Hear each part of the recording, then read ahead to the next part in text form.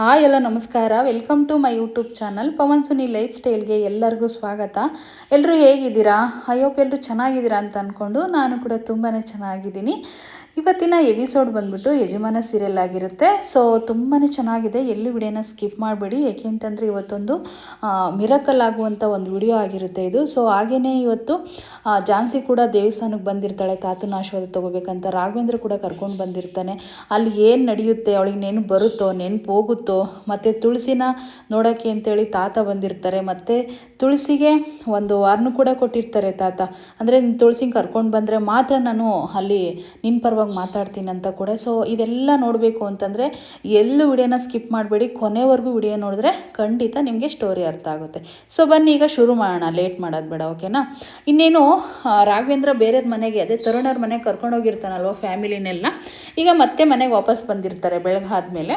ಇಲ್ಲಿ ಬಂದು ನೋಡ್ತಾರೆ ಎಲ್ಲ ಬಾಗಿಲೆಲ್ಲ ಹೊಡೆದಿರೋದು ಅದೆಲ್ಲ ಹಾಗೇ ಇರುತ್ತೆ ರೋಡಿಗಳು. ಆದರೆ ಅಲ್ಲಿ ಏನು ತೊಗೊಂಡಿರಲ್ಲ, ಯಾವುದು ಏನು ಒಡಾಕಿರಲ್ಲ. ಆವಾಗ ಅವರಮ್ಮ ಬಂದ್ಬಿಟ್ಟು ಹೇಳ್ತಾರೆ, ಅಂದರೆ ಅವ್ರ ಚಿಕ್ಕಮ್ಮ, ರಾಘವೇಂದ್ರ ಚಿಕ್ಕಮ್ಮ, ಏನೂ ಆಗಿಲ್ಲ ರಾಘು, ನೀನು ಗೆಸ್ ಮಾಡಿದ್ದು ಕರೆಕ್ಟಾಗಿ ಇದೆ ಅಂತ ಹೇಳ್ಬಿಟ್ಟು ಹೇಳ್ತಾರೆ. ಹೌದು ಚಿಕ್ಕಮ್ಮ, ನನಗೆ ಈ ರೀತಿ ಮಾಡ್ತಾನೆ ಅಂತ ಖಂಡಿತ ಗೊತ್ತಿತ್ತು, ಹಾಗಾಗಿನೇ ನಾವೇ ಫಸ್ಟು ಅಲರ್ಟ್ ಆದೆ, ಈ ರೀತಿ ಎಲ್ಲ ಮಾಡಿಸ್ದೆ ಅಂತ ಕೂಡ ರಾಘವೇಂದ್ರ ಹೇಳ್ತಾನೆ. ಸೊ ಇನ್ನು ಇದೆಲ್ಲ ಮುಗ್ದಿದ್ದು ಆದಮೇಲೆ ಈ ತರುಣು ಎಲ್ಲೋದ್ರು, ಪ್ರಣವ್ ಎಲ್ಲೋದ, ತರುಣನು ರಾ ಎಲ್ಲೋದ್ರು ಅಂತೇಳಿ ಕಾಲ್ ಮಾಡೋಕ್ಕೆ ಅಂತ ಟ್ರೈ ಮಾಡ್ತಾನೆ ರಾಘವೇಂದ್ರ. ಅವ್ರ ಫೋನ್ ಅಟೆಂಡ್ ಮಾಡ್ತಾರಲ್ಲ, ಅಂದರೆ ಅವ್ರ ಫೋನ್ ಸ್ವಿಚ್ ಆಫ್ ಆಗಿರುತ್ತೆ. ಅವ್ರಿಗಾಗಿರೋ ಸಿಚುವೇಶನ್ಸ್ ಗೊತ್ತಾ? ಒಂದು ಕಡೆ ಎಲ್ಲೋ ಹಾಸ್ಪಿಟಲಲ್ಲಿ ಮಲಗಿರ್ತಾರೆ ಅವರು. ನಿಮಗೆ ಮೊನ್ನೆ ಎಪಿಸೋಡಲ್ಲಿ ನೋಡಿರ್ತೀರ, ಅವ್ರಿಗೆ ಆಕ್ಸಿಡೆಂಟ್ ಆಗಿತ್ತು ಆ್ಯಕ್ಚುಲಿ. ಅವ್ರನ್ನ ಪೊಲೀಸ್ನವ್ರು ತೊಗೊಬಂದು ಇಲ್ಲಿ ಅಡ್ಮಿಟ್ ಮಾಡಿರ್ತಾರೆ. ಅಷ್ಟೇ ನರ್ಸ್ ಬರ್ತಾಳಲ್ಗೆ, ನರ್ಸ್ ಬಂದ ತಕ್ಷಣ, ಮೇಡಮ್ ನಾವು ಯಾಕೆ ಮೇಡಮ್ ಇಲ್ಲಿ ಮಲಗಿದ್ದೀವಿ ಅಂತ ಕೇಳ್ತಾರೆ. ಸರ್ ನಿಮಗೆ ಆಕ್ಸಿಡೆಂಟ್ ಆಗಿತ್ತು ಸರ್, ಪೊಲೀಸ್ನವ್ರು ಕರ್ಕೊಂಡು ಬಂದು ಇಲ್ಲಿ ನಿಮಗೆ ಅಡ್ಮಿಟ್ ಮಾಡಿದ್ದಾರೆ ಅಂತ ಕೂಡ ಹೇಳ್ತಾರೆ. ಹೌದಾ, ನಾವು ಎಲ್ಲಿದ್ದೀವಿ ಅನ್ನೋದೇ ನಮಗೆ ಗೊತ್ತಾಗಲಿಲ್ಲ ಮೇಡಮ್ ಅಂತ ಹೇಳ್ಬಿಟ್ಟು ಇಬ್ಬರು ಕೂಡ ಎದ್ದು ತುಂಬ ಗಾಬರಿ ಪಡ್ತಾರೆ. ಇನ್ನು ಅದೆಲ್ಲ ಆದಮೇಲೆ, ಮೇಡಮ್ ನಮಗೆ ಫೋನ್ ಬೇಕು ಮೇಡಮ್, ಒಂಚೂರು ನಮ್ಮ ಫೋನ್ ಎಲ್ಲಿದೆ ಅಂತೇಳಿ ಫೋನ್ನ ಹುಡ್ಕಾಡಿ ಕೇಳ್ತಾರೆ. ಆ ನರ್ಸ್ ಇದ್ಕೊಂಡು, ಇಲ್ಲ ಫೋನು ನಿಮ್ಮ ಕೈಲಿ ಇಲ್ಲ ಅದು, ಏಕೆಂದರೆ ಪೊಲೀಸ್ನವರು ನಿಮ್ಮನ್ನು ಕರ್ಕೊಂಡು ಬಂದು ಅಡ್ಮಿಟ್ ಮಾಡಿದ್ರಲ್ವ, ಅವರೇ ಫೋನ್ನ ತೊಗೊಂಡೋಗಿದ್ದಾರೆ, ಅದು ಎಲ್ಲ ಲಾಕ್ ಮಾಡಿದ್ದಾರೆ ಫೋನ್ಗಳನ್ನ, ನೀವು ಪ್ರೋಸೆಸ್ ಇದೆ ಅದನ್ನೆಲ್ಲ ಮುಗಿಸಿ ನೀವು ಹೋಗಬೇಕಾಗುತ್ತೆ ಅಂತ ನರ್ಸ್ ಹೇಳ್ತಾಳೆ. ಆವಾಗ ಇವರು ರಾಯಿ, ನನ್ನ ಜಾಬಲ್ಲೇ ಇದೆ ಮಾತ್ರೆ, ನನ್ನ ಮೇಡಮ್ಗೆ ಮಾತ್ರೆ ಬೇರೆ ಕೊಡಬೇಕು, ಗಂಟೆ ಸೌಂಡ್ ಆಗೋದಕ್ಕಿಂತ ಮುಂಚೆನೇ ಮಾತ್ರೆ ಕೊಡಬೇಕು ನಾನು, ಇಲ್ಲ ಅಂತಂದರೆ ಅವ್ರಿಗೆ ಏನಾದರೂ ಪ್ರಾಬ್ಲಮ್ ಆಗ್ಬಿಟ್ರೆ ಏನು ಮಾಡೋದು ರಾಯ್ ಮಿಥುನ್ ಅಂತ ತುಂಬ ಟೆನ್ಷನ್ ಮಾಡ್ಕೋತಾ ಇರ್ತಾರೆ. ಸೊ ಇನ್ನು ಇದೆಲ್ಲ ಆದಮೇಲೆ ಇಲ್ಲೊಂದು ಕಡೆ ರಾಘವೇಂದ್ರ ತುಂಬ ಫೋನ್ನ ಟ್ರೈ ಮಾಡ್ತಾ ಇರಬೇಕಾದಾಗ ಫೋನ್ ರಿಸೀವ್ ಮಾಡ್ತಾರಲ್ಲ ಅವರಿಬ್ರು, ಗಾಬರಿ ಪಡ್ತಾರೆ. ಯಾಕೆ ಇವ್ರು ಫೋನ್ ರಿಸೀವ್ ಮಾಡ್ತಾ ಇಲ್ವಲ್ಲ, ಏನು ಕತೆ ಅಂತ ಅಂದಾಗ ಗಣಪತಿ ಇದ್ಕೊಂಡು, ಹೌದು ಈ ಥರ ರೌಡಿಗಳು ಬಂದು ಈ ಮನೆ ಮೇಲೆ ಅಟ್ಯಾಕ್ ಮಾಡಿರೋದ್ರ ಇದರಲ್ಲಿ ಏನಾದರೂ ತರುಣ್ಣು ರಾಯ್ದೇನಾದರೂ ಸಂಬಂಧ ಇದೆಯಾ, ಏನಾದರೂ ಅವರೇ ಈ ರೀತಿ ಏನಾದರೂ ಮಾಡಿದಾರ ಅಂದಾಗ ರಾಘವೇಂದ್ರ ಇದ್ಕೊಂಡು, ನೋಡಪ್ಪ ಫಸ್ಟು ನಾವು ಈ ಕೆಲಸನ ಮುಗಿಸ್ಕೊಂಡು ಬರ್ತೀವಿ ಇವತ್ತು, ತಾತನ ಆಶೀರ್ವಾದ ತೊಗೊಂಡು ಎಲ್ಲ ಬಂದಾದಮೇಲೆ ಅದ್ರ ಬಗ್ಗೆ ಯೋಚನೆ ಮಾಡೋಣ ಅಂತ ಹೇಳ್ಬಿಟ್ಟು ರಾಘು ಹೇಳ್ತಾನೆ. ಸೊ ಇನ್ನು ಅದೆಲ್ಲ ಆದಮೇಲೆ ಮನೆ ಒಳಗಡೆ ಬರ್ತಾರೆ, ಕೂತ್ಕೋತಾರೆ, ಎಲ್ಲ ಖುಷಿಯಿಂದ ಮಾತಾಡ್ತಾ ಇರ್ತಾರೆ. ಮಾತಾಡಬೇಕಾದಾಗ ಇನ್ನು ಎಲ್ಲರೂ ಕೂಡ ಮಾತಾಡಬೇಕಾದಾಗ ಇನ್ನು ದೇವಸ್ಥಾನಕ್ಕೆ ಬೇರೆ ಹೋಗ್ಬೇಕಲ್ವಾ, ಝಾನ್ಸಿಗೆ ಬಂದ್ಬಿಟ್ಟು ರಾಘವ್ರ ಚಿಕ್ಕಮ್ಮ ಸೀರೆನ ಕೊಡ್ತಾರೆ, ತಗೊಳಮ್ಮ ಇದನ್ನು ಉಟ್ಕೊಂಡು ರೆಡಿಯಾಗಿ ಬಾ ಅಂತ ಹೇಳ್ಬಿಟ್ಟು. ಇಲ್ಲಿ ಅವ್ರ ದೊಡ್ಡಪ್ಪ ಒಂದು ಬಟ್ಟೆನ ಕೊಡ್ತಾನೆ ರಾಘವೇಂದ್ರಿಗೆ, ಇದು ನನ್ನ ಕಡೆಯಿಂದ ಕಣಪ್ಪ, ಚೆನ್ನಾಗಿ ರೆಡಿಯಾಗಿಬಿಟ್ಟು ಬಾ ಅಂತ ಹೇಳ್ಬಿಟ್ಟು. ಆವಾಗ ಇನ್ನೇನು ಅವರು ಇವಾಗ ದೇವಸ್ಥಾನಕ್ಕೆ ಹೋಗ್ಬೇಕಲ್ವ, ತುಂಬ ಚೆನ್ನಾಗೇ ರೆಡಿಯಾಗಬೇಕು ಅಂತೇಳಿ ಒಳಗಡೆ ಹೋಗ್ತಾರೆ ಇಬ್ಬರು ಕೂಡ. ಆದರೂ ಚಿಕ್ಕಪ್ಪ, ಆದರೂ ದೊಡ್ಡಪ್ಪ ಅಂಥೇಳಿ ರಾಘು ಅಂತ ಇರ್ತಾನೆ. ಪರವಾಗಿಲ್ಲ ಹೋಗೋ ಅಂತ ಹೇಳ್ಬಿಟ್ಟು ಹೇಳ್ತಾರೆ ಅವ್ರ ದೊಡ್ಡಪ್ಪ. ಸೊ ಇಲ್ಲಿ ಒಂದು ಕಡೆ ಇನ್ನು ದೇವಸ್ಥಾನಕ್ಕೆ ಅಂತ ಹೇಳ್ಬಿಟ್ಟು ಹೇಳಿದ್ರಲ್ವ ರಾಘವೇಂದ್ರ ಬಾ ಅಂತ ಹೇಳ್ಬಿಟ್ಟು, ತಾತ ಬಂದಿರ್ತಾರೆ ಇಲ್ಲಿಗೆ. ತಾತ ಬಂದ್ಬಿಟ್ಟು ದೇವ್ರ ಮುಂದೆ ಬೇಡ್ಕೊಳ್ಳೋದು ಏನು ಅಂತಂದರೆ, ನೋಡಪ್ಪ ಭಗವಂತ, 10 ಕೋಟಿ ರೂಪಾಯಿ ಪ್ರಾಜೆಕ್ಟ್ಗೆ ಪೇ ಮಾಡೋಕ್ಕೆ ದುಡ್ಡಿಲ್ಲ ಅಂಥೇಳಿ ನಿನ್ನ ಹತ್ರ ಬೇಡ್ಕೊಳಕ್ಕೆ ಬಂದಿಲ್ಲ, ಮತ್ತು 11 ವರ್ಷದಿಂದ ನಮ್ಮದು ಒಂದು ಜಮೀನು ಕೋರ್ಟಲ್ಲಿದೆ, ಅದನ್ನು ಕೂಡ ಕೊಡಿಸು ಅಂತ ನಾನು ಬೇಡ್ಕೊಳಕ್ಕೆ ಬಂದಿಲ್ಲ. ನನಗೆ ಬೇಕಾಗಿರೋದು ನನ್ನ ಸೊಸೆ. ನೋಡಿ, ಸೊಸೆ ಕೂಡ ಅಲ್ಲಿ ಬರ್ತಾ ಇದ್ದಾರೆ, ಆದರೆ ಒಬ್ರಿಗೊಬ್ಬರು ಮುಖ ಭೇಟಿ ಹಾಕ್ತಾರೋ ಇಲ್ವೋ ಅನ್ನೋದು ಎಂಡ್ವರೆಗೂ ನೋಡಬೇಕು ನೀವು. ಸೊ ಇನ್ನು ಬೇಡ್ಕೋತಾ ಇರ್ತಾರೆ. ಬೇಡ್ಕೋಬೇಕಾದಾಗ ದೇವ್ರನ್ನ, ನನಗೆ ಬೇಕಾಗಿರೋದು ನನ್ನ ಸೊಸೆ ಮತ್ತು ನನ್ನ ಮೊಮ್ಮಗಳ ಜೀವನ, ಇವೆರಡು ಸರಿ ಹೋದರೆ ಸಾಕು ಭಗವಂತ, ನಾನು ಜೀವ ಕೊಟ್ಟಿರೋ ಪ್ರಾಣ ಅಂದರೆ ನಾನು ಜನ್ಮ ಕೊಟ್ಟಿರೋ ಮಗಳು ನನ್ನ ವಿರುದ್ಧವಾಗಿ ನಿಂತಿದ್ದಾಳೆ, ಅವಳಿಗೆ ಆಸ್ತಿ ವ್ಯಾಮೋಹ ಇದೆ, ಏನು ಮಾಡ್ಬೇಕನ್ನೋದು ನನಗೆ ಗೊತ್ತಾಗ್ತಿಲ್ಲ ಭಗವಂತ, ಹೇಗಾದರೂ ಮಾಡಿ ನೀನೇ ಕಾಪಾಡು ತಂದೆ ಅಂತ ಹೇಳ್ಬಿಟ್ಟು ಬೇಡ್ಕೋತಾ ಇರ್ತಾರೆ. ಇನ್ನು ಅವ್ರು ಬೇಡ್ಕೊಂಡು ಮುಂದಕ್ಕೆ ಒಂದು ಹೆಜ್ಜೆ ಹೋಗ್ತಾರೆ. ಅಷ್ಟರಲ್ಲೇ ಅಲ್ಲಿಗೆ ಕೂಡ ಇವರು ಸುಮಿತ್ರ ಬರ್ತಾಳೆ. ಸುಮಿತ್ರ ಬಂದು ಅವರು ಕೂಡ ಬೇಡ್ಕೊತಾರೆ. ಅವ್ರು ಬೇಡ್ಕೊಳ್ಳೋದೇನು ಅಂದರೆ, ನೋಡಪ್ಪ, ನನಗೆ ಇವತ್ತು ನೈಟ್ ಇಲ್ಲಿ ಮಲ್ಕೊಂಡಿದ್ದಕ್ಕೆ ನನಗೊಂದು ಭರವಸೆ ತುಂಬಿದೆಯಾ, ನನಗೆ ಮತ್ತೆ ಬದುಕಬೇಕನ್ನೋ ಆಸೆ ಕೂಡ ಬಂದಿದೆ, ನನಗೆ ಈ ಜೀವನೇ ಬೇಡ ಅಂತ ಅಂದ್ಕೊಂಡಿದ್ದೆ. ಇಷ್ಟು ವರ್ಷ ನಾನು ಬೇರೆ ಒಂದು ಕಡೆ ಬಂಧಿಸಿಬಿಟ್ಟಿದ್ರು ನನ್ನ, ಆದರೆ ಅಲ್ಲಿಂದ ಹೇಗೋ ತಪ್ಪಿಸ್ಕೊಂಡು ಬಂದು ಎಲ್ಲ ಕಷ್ಟಗಳನ್ನ ದಾಟಿಬಿಟ್ಟು ಇಲ್ಲಿಗೆ ನಿನ್ನ ಮುಂದೆ ಬಂದು ನಿಂತಿದ್ದೀನಿ ತಂದೆ, ಹೇಗಾದರೂ ಮಾಡಿ ನನ್ನ ಕಾಪಾಡು, ನನ್ನ ಮಗಳು ನನ್ನ ಕಣ್ಣೆದ್ರಿಗೆ ಬೀಳೋ ಥರ ಮಾಡು ಅಂತ ಅವ್ರು ಬೇಡ್ಕೊತಾರೆ. ಹಾಗೆ ನಮ್ಮ ಮಾವಂದರು ಕೂಡ ನನ್ನ ಕಣ್ಣೆದ್ರಿಗೆ ಬೀಳೋ ಥರ ಮಾಡು ಅಂತ ಅದು ಬೇಡ್ಕೊಂಡಿದ್ದನ್ನ ನೋಡೋಣ ನೆರವೇರಿಸ್ತಾನಿಲ್ಲ ಭಗವಂತ ಅಂತ ಕೊನೆಯಲ್ಲಿ. ಇನ್ನು ಅವರು ಮುಂದೆ ಹೋಗ್ತಾ ಇರ್ತಾರೆ. ತಾತ ತುಳಸಿ ಹಿಂದಿಂದೇ ಬರ್ತಾ ಇರ್ತಾಳೆ. ಅಂದರೆ ಮುಖಭೇಟಿ ಆಗೋಕ್ಕೆ ಒಬ್ರಿಗೊಬ್ರು ಹಿಂದೆ ಮುಂದೆ ಇರೋದ್ರಿಂದ ಗೊತ್ತಾಗ್ತಾರಲ್ಲ. ಸೊ ಅದೆಲ್ಲ ಆದಮೇಲೆ ಮುಂದಕ್ಕೆ ಬಂದು ತಾತ ಒಂದು ಕಡೆ ನಿಂತ್ಕೋತಾರೆ. ಅಂದರೆ ಒಂದು ಪ್ರಾರ್ಥನೆ ಆಗ್ತಾ ಇರೋದಲ್ಲಿ ದೇವಸ್ಥಾನ ಸುತ್ತನ. ಆ ಪ್ರಾರ್ಥನೆ ಆಗಬೇಕಾದಾಗ ತುಳಸಿ ಕೂಡ ದೇವ್ರ ಹತ್ರ ತುಳಸಿ ಅಲ್ಲ, ಸುಮಿತ್ರ ಕೂಡ ದೇವ್ರ ಹತ್ರ ಬೇಡ್ಕೊಂಡು ಬರ್ತಾ ಇರ್ತಾಳೆ. ಇನ್ನು ಅದೆಲ್ಲ ಆದಮೇಲೆ ಇಲ್ಲಿ ಒಂದು ಕಡೆ ಆಲ್ರೆಡಿ ದೇವಸ್ಥಾನಕ್ಕೆ ರೋಡಿಗಳು ಎಂಟ್ರಿ ಕೊಟ್ಟಾಯಿತು. ಯಾಕೆ ಅಂತಂದರೆ ಈ ತುಳಸಿ ಆಲ್ರೆಡಿ ಕಳಿಸಿರ್ತಾಳೆ ಯಾರನ್ನ ರೋಡಿಗಳನ್ನ, ಅವ್ರನ್ನ ಅಟ್ಯಾಕ್ ಮಾಡಿ ರಾಘವೇಂದ್ರನವ್ರನ್ನ ಅಂತ ಹೇಳ್ಬಿಟ್ಟು.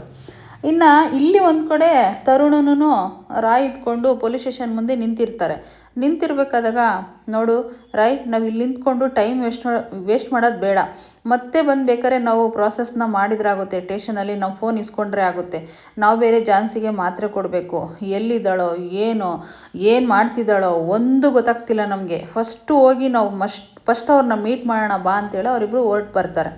ಅವರಿಬ್ಬರು ಬಂದ ತಕ್ಷಣವೇ ಸೊ ಇಲ್ಲಿ ಒಂದು ಕಡೆ ಇನ್ನು ತುಂಬ ಚೆನ್ನಾಗೆ ಗೊಂಬೆ ಥರ ರೆಡಿಯಾಗಿಬಿಟ್ಟು ಝಾನ್ಸಿ ಬಂದು ನಿಂತ್ಕೋತಾಳೆ. ಆಗ ಅಜ್ಜಿ ಇದ್ಕೊಂಡು ದೃಷ್ಟಿ ತೆಗಿತಾಳೆ. ನಂದೇ ದೃಷ್ಟಿ ಆಗತ್ತಾರೆ ಇದೆಯಮ್ಮ ನಿನ್ನ ಮೇಲೆ ಅಂತ ಹೇಳ್ಬಿಟ್ಟು. ಮತ್ತಿಲ್ಲಿ ಸಂಗೀತ ಅಷ್ಟೇ ಖುಷಿಯಿಂದ, ಅಣ್ಣ ಎಷ್ಟು ಚೆನ್ನಾಗಿ ಕಾಣಿಸ್ತಿದ್ದೀರಣ್ಣ ನೀವಿಬ್ರು, ತುಂಬ ಚೆನ್ನಾಗಿ ಕಾಣಿಸ್ತಾ ಇದ್ದೀರ, ಒಳ್ಳೆ ಜೋಡಿ ಅಂತಲೇ ಹೇಳ್ಬೋದು ನಿಮ್ಮಿಬ್ಬರದಂತ ಅವಳು ಕೂಡ ತುಂಬಾ ಖುಷಿ ಪಡ್ತಾಳೆ.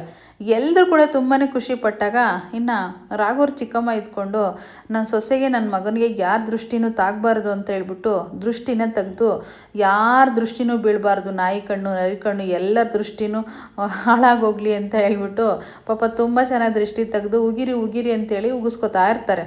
ಸೊ ಇನ್ನು ಅದೆಲ್ಲ ಆದಮೇಲೆ ಅಜ್ಜಿ ಕೂಡ ಅಷ್ಟೇ ತುಂಬ ಖುಷಿಯಿಂದ, ನೋಡಪ್ಪ ಸುಖವಾಗಿ ಬಾಳ್ರಿ 100 ವರ್ಷ, ಇವತ್ತು ನೀವು 2ನೇ ಸರಿ ಮದುವೆ ಆಗ್ತಿರೋದು, ಮೊದಲು ನಿಮಗೆ ಇಷ್ಟ ಇಲ್ದಲೇ ಮದುವೆ ಆಗಿದ್ರಿ, ಯಾವುದೋ ಒಂದು ಪ್ರಾಬ್ಲಮಿಂದನೋ ಇನ್ನೊಂದರಿಂದನೋ ಮತ್ತೊಂದರಿಂದನೋ, ಆದರೆ ಇವತ್ತು ನೀವು ಇಷ್ಟಪಟ್ಟು ಮದುವೆ ಮಾಡ್ಕೋತಿದ್ದೀರಾ ಅಂತ ಹೇಳ್ಬಿಟ್ಟು ಆಶೀರ್ವಾದ ಮಾಡಿಸ್ಕೊಳ್ಳೋಕ್ಕೆ ಅಂತ ಗಣೇಶ ಅವ್ರ ಹೆಂಡತಿ ಹತ್ರ ಬರ್ತಾರೆ. ಅವರು ಗಣೇಶ ಇದ್ಕೊಂಡು, ಅಂದರೆ ಗಣಪತಿ, ನೋಡಪ್ಪ ನಮಗೆ ತುಂಬ ಬೋರ್ ಆಗ್ತಿದೆ, ನಮ್ಗೆ ಕೂಡ ಏಜ್ ಆಗಿದೆ, ನಮಗೆ ಒಂದು 3 ಮಕ್ಕಳನ್ನ ಎತ್ಕೊಟ್ಬಿಡಿ, ನಾವು ಆಡಿಸ್ಕೊಂಡು ಮುದ್ದಾಡ್ಕೊಂಡು ಇದ್ಬಿಡ್ತೀವಿ ಅಂತ ಕೂಡ ಹೇಳ್ತಾರೆ. ಸೊ ಇನ್ನು ಅದೆಲ್ಲ ಆದಮೇಲೆ ಇಲ್ಲಿ ರಾಘು ಚಿಕ್ಕಮ್ಮ ಹತ್ರ ಬರ್ತಾರೆ, ಆಶೀರ್ವಾದ ಮಾಡಿ ಅಂತ ಹೇಳ್ಬಿಟ್ಟು. ಅವ್ರು ಇದ್ಕೊಂಡು ನನ್ನ ಆಶೀರ್ವಾದ ಯಾಕಪ್ಪ ಅಂದಾಗ, ಅಯ್ಯೋ ಮುದ್ದತ್ತೆ ಹಂಗೆಲ್ಲ ಮಾಡಬಾರ್ದು ಅತ್ತೆ ಅಂತೇಳಿ ಝಾನ್ಸಿ ಆಶೀರ್ವಾದ ತಗೋತಾಳೆ. ಅಂದರೆ ನೀವು ಮಲ್ದಾಯಿ ಅಂತ ಈ ರೀತಿ ಮಾಡ್ತಿದ್ದೀರಾ ಅಂತ ಅಂದಾಗ, ಅಯ್ಯೋ ಇಲ್ಲಮ್ಮ ಅಂತ ಹೇಳ್ಬಿಟ್ಟು ಸುಖವಾಗಿ ಬಾಳ್ರಿ ಅಂತ ಅವರು ಕೂಡ ಆಶೀರ್ವಾದ ಮಾಡ್ತಾರೆ. ಇನ್ನು ಅಜ್ಜಿ ಕೂಡ ಆಶೀರ್ವಾದ ಮಾಡ್ತಾರೆ ಸುಖವಾಗಿ ಬಾಳಿ ಅಂತ ಹೇಳ್ಬಿಟ್ಟು. ಇನ್ನು ಇಲ್ಲಿ ಸಂಗೀತ ಅಂತೂ, ಅಣ್ಣ ಬೇಗ ಹೋಗಿ ಅಣ್ಣ, ನಿಮಗೆ ಬೇಗ ಮದುವೆ ಮಾಡಿಕೊಂಡು ನಮ್ಮ ಮನೆ ತುಂಬಿಸ್ಕೋಬೇಕು, ಇವತ್ತು ನಾನು ಕಾಲೇಜಿಗೆ ಕೂಡ ರಜಾ ಆಗ್ತಾ ಇದ್ದೀನಿ, ಅಕ್ಕ ನಾನಿಬ್ಬರು ಆರತಿನ ರೆಡಿ ಮಾಡಿಕೊಂಡು ಇರ್ತೀವಿ ಅಂತ ಹೇಳ್ಬಿಟ್ಟು ಸಂಗೀತ ಹೇಳ್ತಾಳೆ. ಸೊ ಇನ್ನು ಅದೆಲ್ಲ ಆದಮೇಲೆ, ನಾವು ಬಂದಿದ್ರೆ ಮದುವೆಗೆ ತುಂಬ ಚೆನ್ನಾಗಿರ್ತಿತ್ತು ಕಣಪ್ಪ, ಆದರೆ ಏನು ಮಾಡ್ತೀನಿ ನೀನು ಬೇಡ ಅಂತಿದೆಯಲ್ಲ ಅಂದಾಗ, ದೊಡ್ಡಪ್ಪ ಬೇಡ, ಯಾಕೆ ಅಂತಂದರೆ ಈ ಪರಿಸ್ಥಿತಿಲಿ ನೀವೆಲ್ಲ ಬರೋದು ಚೆನ್ನಾಗಿರಲ್ಲ, ನಾವು ಹೋಗಿ ತಾತನ ಆಶೀರ್ವಾದ ತೊಗೊಂಡು ಬಂದುಬಿಡ್ತೀವಿ ಬೇಗನೆ ಅಂತ ರಾಘು ಹೇಳ್ತಾನೆ ಅವ್ರ ದೊಡ್ಡಪ್ಪನಿಗೆ. ಸೊ ಇನ್ನು ಅದೆಲ್ಲ ಆದಮೇಲೆ ಗಣಪತಿ ಲಾಸ್ಟ್ಗೆ ಫೈನಲಿ ಒಂದು ಮಾತು ಹೇಳ್ತಾರೆ, ನೋಡಪ್ಪ ನೀವು ರೆಡಿಯಾಗಿ ಹೋಗಿದ್ರಲ್ವ, ನಾನು ಪುರೋಹಿತರ ಹತ್ರ ಮಾತಾಡಿದೆ, ಇವತ್ತು ದಿನ ತುಂಬಾ ಚೆನ್ನಾಗಿದೆ ಅಂತೆ, ಸಾಯಂಕಾಲ ನಿಮಗೆ ಇವತ್ತು ಫಸ್ಟ್ ನೈಟ್ ಕೂಡ ಅರೇಂಜ್ ಮಾಡಬೇಕಂತ ಅಂದ್ಕೊಂಡಿದ್ದೀವಿ, ನೀವು ಬರೋಷ್ಟರಲ್ಲಿ ನಾವು ಫಸ್ಟ್ ನೈಟ್ಗೆ ಎಲ್ಲ ಅರೇಂಜ್ ಮಾಡಿರ್ತೀವಿ, ಬೇಗನೆ ಝಾನ್ಸಿನ ಕರ್ಕೊಂಡು ಬಂದುಬಿಡಪ್ಪ, ಇನ್ನೆಷ್ಟು ದಿನ ಅಂತ ನೀವು ಕೂಡ ಕಾಯ್ತೀರಾ ಅಂತೇಳಿ ಹೇಳ್ತಾನೆ ಗಣಪತಿ. ಸೊ ಇನ್ನು ಇಲ್ಲಿ ತುಂಟಾಟ ಆಡ್ತಿರ್ತಾಳೆ ಝಾನ್ಸಿ, ರಾಘು ಕೈನ ಹಿಡ್ಕೊಂಡು ತುಂಟಾಟ ಆಡಬೇಕಾದಾಗ ಅವ್ರ ಚಿಕ್ಕಮ್ಮ ತುಂಬ ನಾಚಿಕೆ ಪಟ್ಕೋತಾ ಇರ್ತಾರೆ. ಯಾಕೆ ಚಿಕ್ಕಮ್ಮ ಅಂತ ಹೇಳ್ಬಿಟ್ಟು ತುಂಬಾ ನಾಚಿಕೆ ಪಡ್ತಾ ಇರ್ತಾರೆ. ಸೊ ಇನ್ನೇನು ಅವರು ಹೊರಟ್ಬಿಟ್ಟು ಬರ್ತಾರೆ ದೇವಸ್ಥಾನಕ್ಕೆ. ಇಲ್ಲಿ ಒಂದು ಕಡೆ ರೌಡಿಗಳು ಪೊಲೀಸ್ನವ್ರನ್ನ ನೋಡಿಬಿಟ್ಟು ಕೈ ಮುಕ್ಕೊಂಡು ನಿಂತಿರ್ತಾರೆ. ಆದರೆ ಇವ್ರು ಪೊಲೀಸ್ ಅಲ್ಲ. ನಿಮ್ಗೆ ಹಿಂದಿನ ಸಂಚಿಕೆಯಲ್ಲಿ ನೋಡಿರ್ತೀರ ಅಂತ ಅಂದ್ಕೊಂಡಿದ್ದೀನಿ. ತುಳಸಿ ಕಲಿಸಿರೋ ಒಂದು ಹುಡುಗ ಆಗಿರ್ತಾನೆ. ಅಂದರೆ ರಾಘು ಪಾರ್ಕಿಂಗ್ ಮಾಡಬೇಕಾದಾಗ ಹಿಂದಕ್ಕೆ ಹೋಗಿ ಅಂತೇಳಿ ಅವಾಯ್ಡ್ ಮಾಡಿರೋ ಹುಡುಗ ಇವನು. ಸೊ ಇದನ್ನು ನಿಮಗೆ ಮುಂದೆ ನೋಡ್ತಾ ಗೊತ್ತಾಗುತ್ತೆ ಯಾಕೆ ಏನು ಅಂತ ಹೇಳ್ಬಿಟ್ಟು. ಏಯ್ ಯಾಕ್ರೋ ಇಲ್ಲಿ ನಿಂತಿದ್ದೀರಾ ಅಂತ ಹೇಳ್ಬಿಟ್ಟು ಕೇಳ್ತಾರೆ. ಅಯ್ಯೋ ಸರ್ ನಾವು ರೋಡಿಗಳೆಲ್ಲ ಸರ್ ನಾವು ಚೇಂಜ್ ಆಗಿದ್ದೀವಿ ಸರ್, ಹಂಗೆ ಸರ್ ಹಿಂಗೆ ಸರ್ ಅಂತ ರೋಡಿಗಳು ಹೇಳ್ತಾರೆ.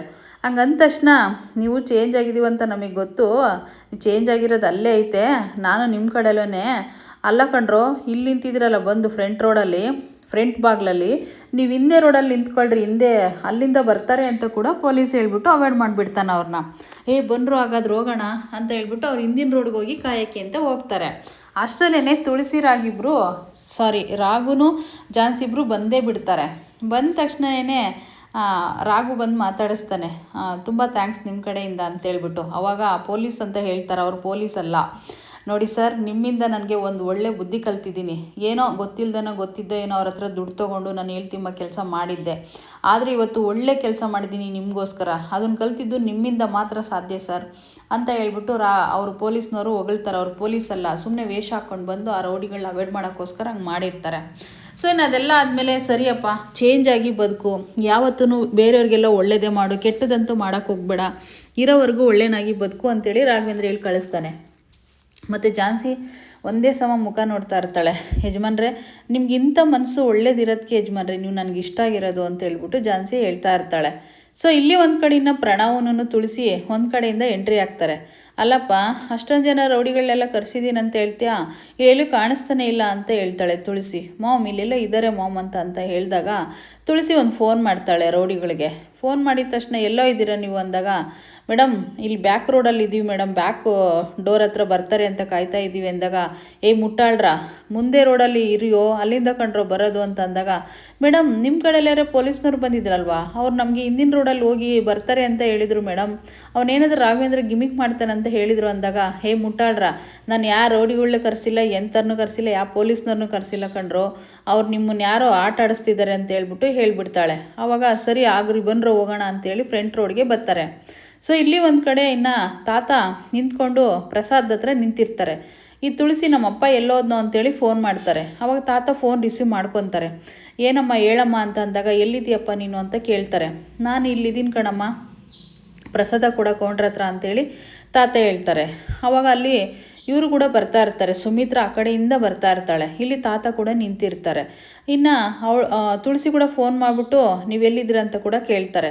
ಒಂದು ಕಡೆ ಇಲ್ಲಿ ಜಾನ್ಸಿ ರಾಘು ಇಬ್ಬರು ಕೂಡ ದೇವಸ್ಥಾನದ ಕಡೆ ಬರ್ತಾ ಇರ್ತಾರೆ, ದೇವ್ರ ಹತ್ರ ನಮಸ್ಕಾರ ಮಾಡ್ಕೊಳ್ಳೋಕ್ಕೆ ಅಂತ ಹೇಳ್ಬಿಟ್ಟು. ಏನು ಜಾನ್ಸಿ ಮೇಡಮ್, ದೇವ್ರಂದ್ರೇ ಅಷ್ಟುದ್ದ ಹೋಗ್ತಾ ಇದ್ರಿ, ಈಗ ನೋಡಿದ್ರೆ ದೇವ್ರ ಮುಂದೆ ನಿಂತ್ಕೊಂಡು ಇಷ್ಟು ಚೆನ್ನಾಗಿ ಕೇಳ್ಕೊತಾ ಇದ್ದೀರಾ ಅಂತೇಳಿ ರಾಘವೇಂದ್ರ ಕೇಳ್ತಾನೆ. ಹೌದು ಯಜಮಾನ್ರೆ, ಇದೆಲ್ಲ ಆಗೋಕ್ಕೆ ನೀವೇ ಕಾರಣ ಅಂತ ಕೂಡ ಜಾನ್ಸಿ ಹೇಳ್ತಾಳೆ. ನೋಡಿ, ಇವತ್ತಿನ ಸಂಚಿಕೆ ಇಲ್ಲಿಗೆ ಮುಕ್ತಾಯವಾಗ್ತಿದೆ. ಮತ್ತೆ ನಾಳೆ ನೋಡಬೇಕು ಅಂತಂದರೆ ವೆಯ್ಟ್ ಮಾಡಲೇಬೇಕು. ನಾಳೆ ಕೂಡ 8:30 9:00 ಒಳಗಡೆ ಈ ಸೀರಿಯಲ್ ಅಪ್ಲೋಡ್ ಮಾಡ್ತೀನಿ. 9 ಗಂಟೆ ಅಂತ ಅಂದ್ಕೊಳ್ಳಿ, ಅಪ್ಲೋಡ್ ಮಾಡ್ತೀನಿ. ನಾಳೆ ಮಾತ್ರ ತುಂಬಾ ಚೆನ್ನಾಗಿದೆ. ಜಾನ್ಸಿಗೆ ನೆನಪು ಹೊರಟೋಗೋ ಚಾನ್ಸಸ್ ಕೂಡ ಇದೆ, ಇನ್ನೇನು ಬರೋ ಚಾನ್ಸಸ್ ಕೂಡ ಇದೆ. ಹಾಗೆ ತಾತನ ಕಣ್ಣಿಗೆ ಸುಮಿತ್ರ ಕೂಡ ಬೀಳೋ ಚಾನ್ಸಸ್ ಕೂಡ ಇದೆ. ಜಾನ್ಸಿ ಆಟ ಒಂದು ಅರ್ಧ ಆದರೂ ಮುಕ್ತಾಯ ಆಗ್ತಿದೆ ಅಂತ ಅನ್ನಿಸ್ತಾ ಇದೆ. ಸುಮಾರು ಜನ ಕಮೆಂಟ್ ಆಗ್ತಾ ಇದ್ದೀರಾ ಜಾನ್ಸಿಗೆ ಮತ್ತೆ ನೆನಪು ಹೋಗ್ತಾ ಇದೆ ಅಂತ. ನನಗೂ ಕೂಡ ಈಗ ಹಾಗೆ ಅನ್ನಿಸ್ತಾ ಇದೆ. ನಾಳೆ ವೆಯ್ಟ್ ಮಾಡಿ ನೋಡಬೇಕು, ಅದನ್ನೆಲ್ಲ ನೋಡಬೇಕು ಅಂತಂದರೆ. Thank you.